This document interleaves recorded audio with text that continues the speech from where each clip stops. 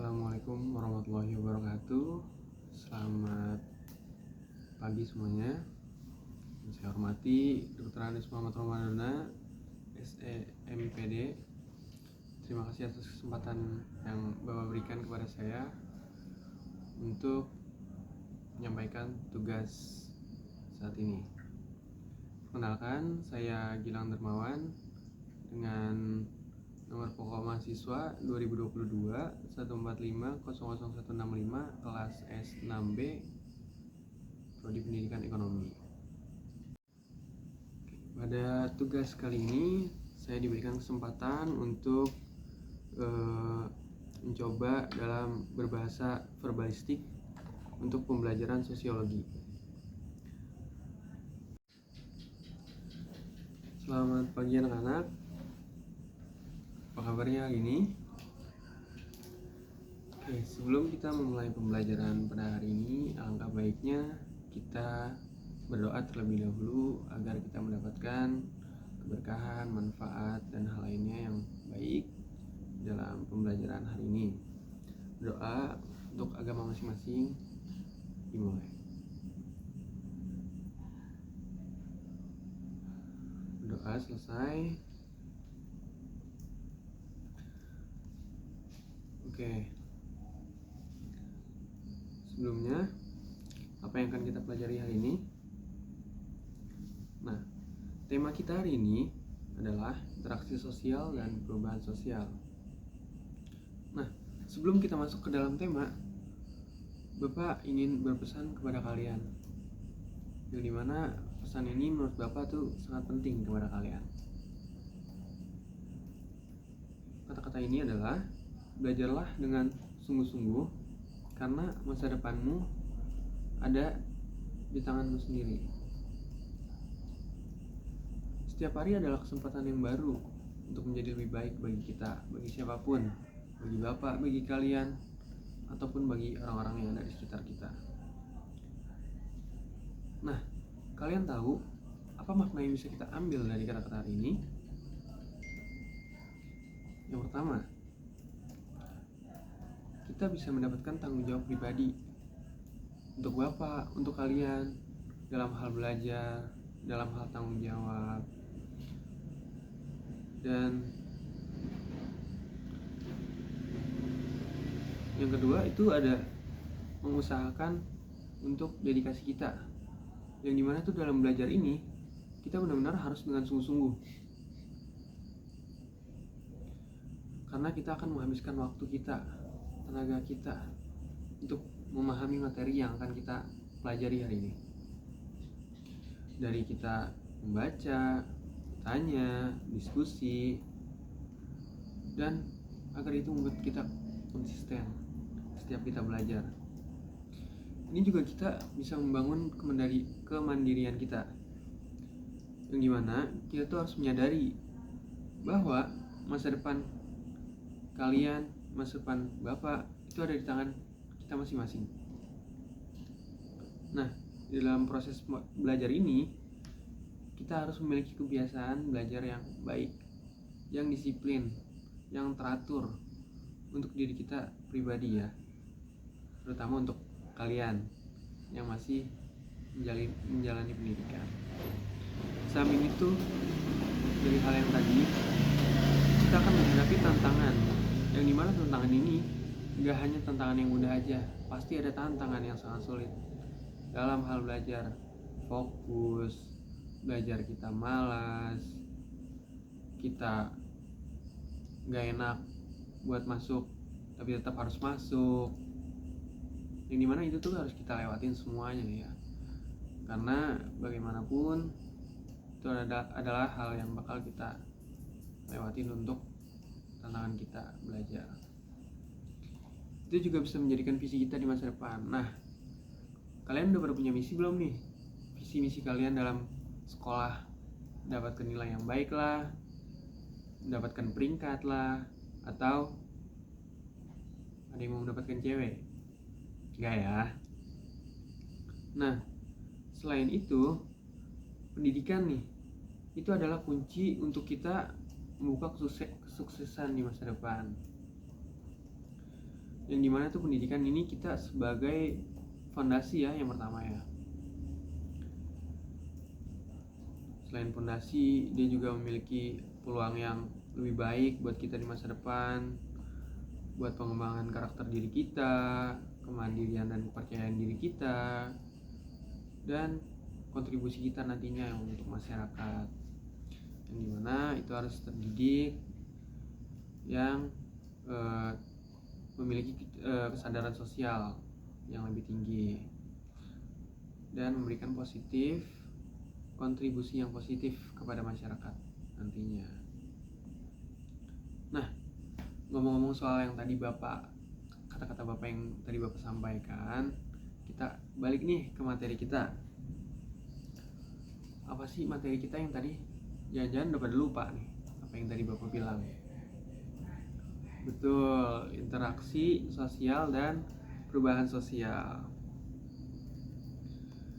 Nah, apa sih tujuan dari mempelajari interaksi sosial ini? Nah, yang pertama tuh kita bisa memenuhi kebutuhan sosial kita, yang dimana interaksi sosial ini membantu kita sebagai makhluk nih. Kita kan makhluk sosial ya, yang dimana kita tuh harus diterima, diakui, dan memiliki hubungan kita kepada orang lain. Jadi kita tuh nggak bisa sendirilah, karena kan kita manusia ya, makhluk sosial. Kita bisa memiliki hubungan dengan tumbuhan, binatang, terutama kepada manusia, yang dimana hubungan itu ya hubungan yang sewajarnya. Nah, yang kedua tuh kita bisa membangun dan memelihara hubungan sosial kita, yang dimana dengan interaksi sosial kita yang selama ini kita lakukan, yang bisa dari individu kita tuh menjalin hubungan yang baik dengan keluarga, teman, rekan-rekan kita nantinya, atau komunitas nih, grup kita, yang itu sangat penting tuh dalam kehidupan bermasyarakat kita. Selanjutnya untuk mencapai tujuan yang bersama. Nah, di mana interaksi sosial ini kita memungkinkan untuk bekerja sama, berkolaborasi, bergotong royong untuk mencapai tujuan yang akan kita capai nantinya, yang tidak bisa kita capai sendirian. Ya, yang mana kita tuh interaksi sosial kan harus berkelompok ya, harus memiliki seenggaknya 2 orang lah, karena kan kita berinteraksi dengan satu dengan hal lainnya. Ini juga bisa menyelesaikan konflik dan masalah, yang dimana tuh interaksi sosial ini itu berperan dalam menyelesaikan masalah melalui dialog, negosiasi, mediasi, sehingga tuh kita menciptakan keteraturan sosial. Ini juga bisa meningkatkan solidaritas dan kepedulian, yang dimana dengan berinteraksi ini kita sebagai individu dapat memahami kondisi orang lain untuk meningkatkan rasa empati kita, serta membangun solidaritas antara kelompok masyarakat, yang dimana kita memiliki kesadaran kepada orang-orang di sekitar kita ya. Seperti yang kemarin tuh kita kena musibah, orang-orang di sekitar kita, saudara kita ya, yang ada di Bekasi, Bogor, dan sekitarnya. Nah, interaksi sosial, sekarang kita masuk ke mempelajari tujuan dari mempelajari sosial. Nah, yang pertama tuh kita harus memahami yang dimana tuh dinamika masyarakat, yang dimana nih perubahan sosial itu membantu individu kita memahami bagaimana masyarakat berkembang dan beradaptasi terhadap faktor-faktor teknologi yang ada di sekitarnya, terutama dalam budaya atau politik atau kebiasaan atau hal lainnya. Yang kedua, kita mengantisipasi perubahan di masa depan, yang dimana nih pengetahuan tentang perubahan sosial memungkinkan individu untuk mempersiapkan diri kita sendiri menghadapi tren atau tantangan baru yang akan datang nantinya dalam teknologi ya.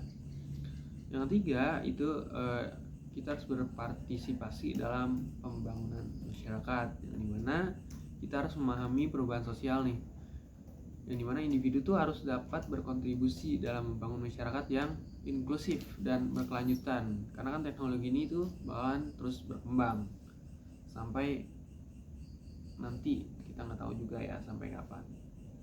Jadi kita harus mengikuti saja.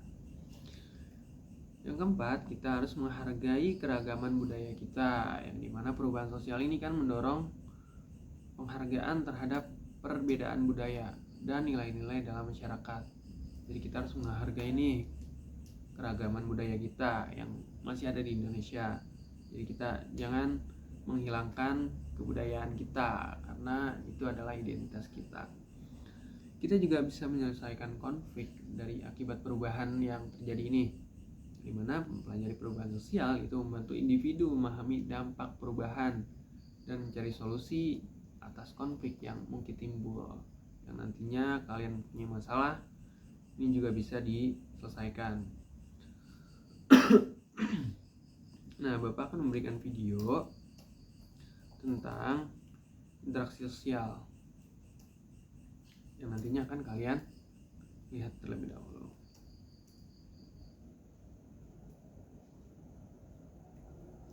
Nah, dari video yang tadi kalian tonton, sini akan Bapak jelaskan dimana kita masuk dulu ke pengertian interaksi sosial. Interaksi sosial adalah hubungan timbal balik antara individu dengan individu lainnya.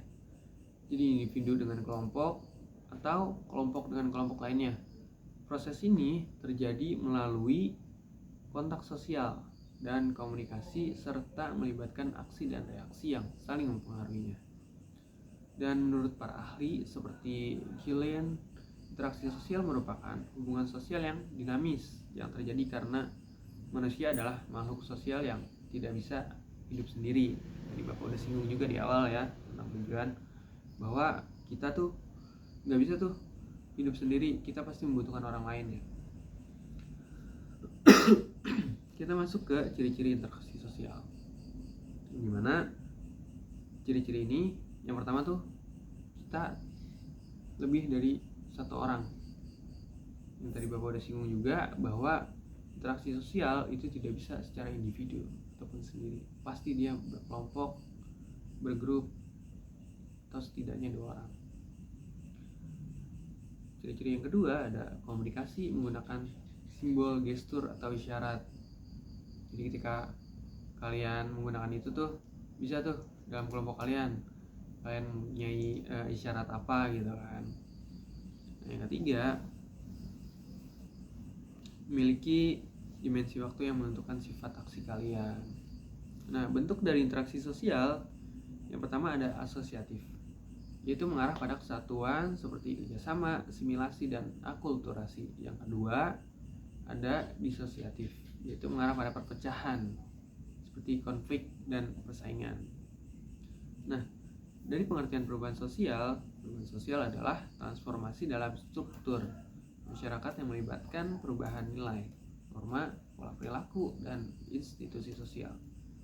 Menurut Soemarjan, perubahan sosial adalah perubahan pada lembaga-lembaga kemasyarakatan yang mempengaruhi sistem sosialnya, di mana sistem sosial yang biasa kita lakukan itu akan berubah. Yang dimana bentuk perubahan sosial ini bisa melalui evolusi, yang dimana perubahan bertahap dalam waktu yang sangat lama. Yang kedua ada revolusi, di mana perubahan ini sangat cepat dan radikal ya, yang biasanya disertai dengan pergolakan sosial. Seperti yang sebelumnya kita tidak terlalu mengikuti internet, sehingga sekarang kita mengikuti perkembangan teknologi dalam internet. Interaksi sosial dan perubahan sosial itu saling berkaitan dalam membentuk dinamika masyarakat, yang dimana interaksi memungkinkan adaptasi terhadap perubahan, sementara perubahan sosial mempengaruhi cara manusia berinteraksi. Oke, dari pemahaman yang Bapak sampaikan, Bapak ingin memberikan tugas kepada kalian. Tapi tenang, tugasnya ini berkelompok. Kalian harus membuat kelompok yang dimana kelompoknya tuh dalam satu kelas kalian terdiri dari satu kelompok 4-5 orang. Nah, setiap kelompok itu akan Bapak kasih materinya. Yang pertama ada dampak media sosial terhadap interaksi sosial, yang kedua ada perubahan sosial di era globalisasi. Nah, setelah itu kalian akan presentasikan ke depan kelas. Oke.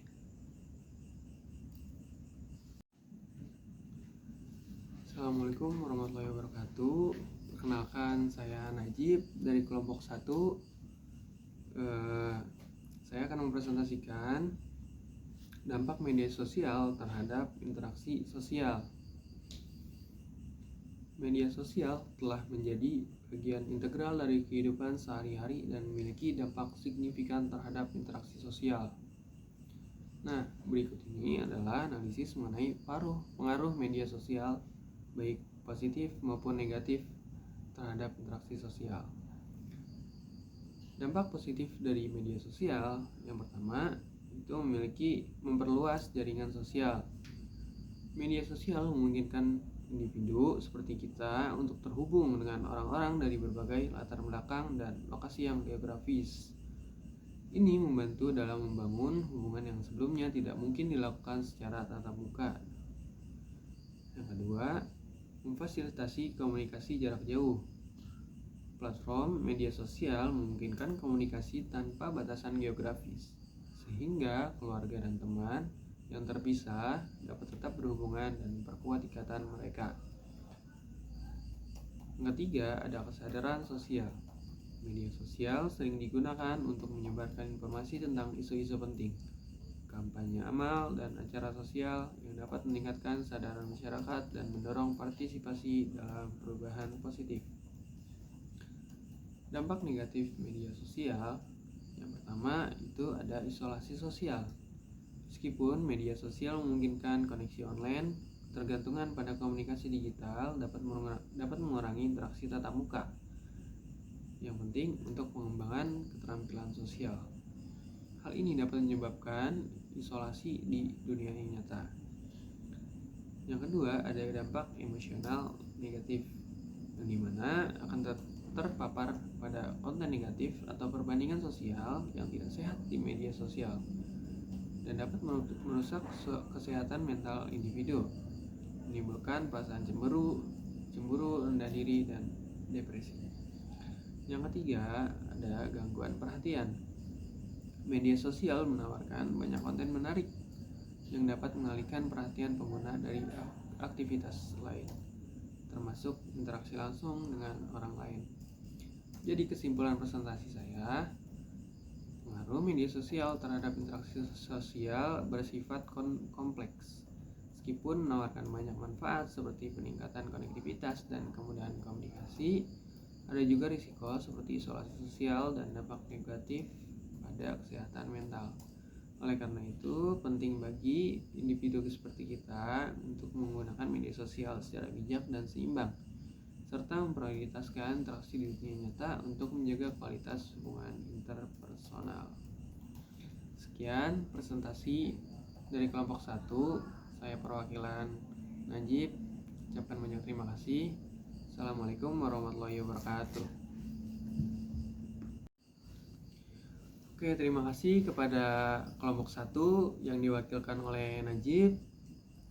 Presentasi yang diberikan dengan kelompok-kelompok yang lainnya juga sangat bagus. Bapak akan langsung menilai dari presentasi kalian yang tadi kalian presentasikan. Untuk kelompok 1 itu Bapak akan memberikan nilai 85, dimana dia bisa menjelaskan walaupun masih kurang dalam penjelasannya. Nah, untuk kelompok lainnya sudah bagus juga, kan, tapi masih kurang dari kelompok yang satu tadi, karena Bapak belum melihat dari pengertian kalian yang masih kurang dan contoh-contohnya yang masih kurang menerapkan. Jadi Bapak akan memberikan nilai 75 untuk kalian saja. Oke, setelah itu Bapak akan memberikan tugas untuk di rumah, buka halaman 18. Situ ada pilihan ganda dan esai, silakan kalian kerjakan nanti di rumah. Oke, sekian pembelajaran pada hari ini. Jangan takut untuk bermimpi besar, karena mimpimu adalah bahan bakar untuk meraih kesuksesan.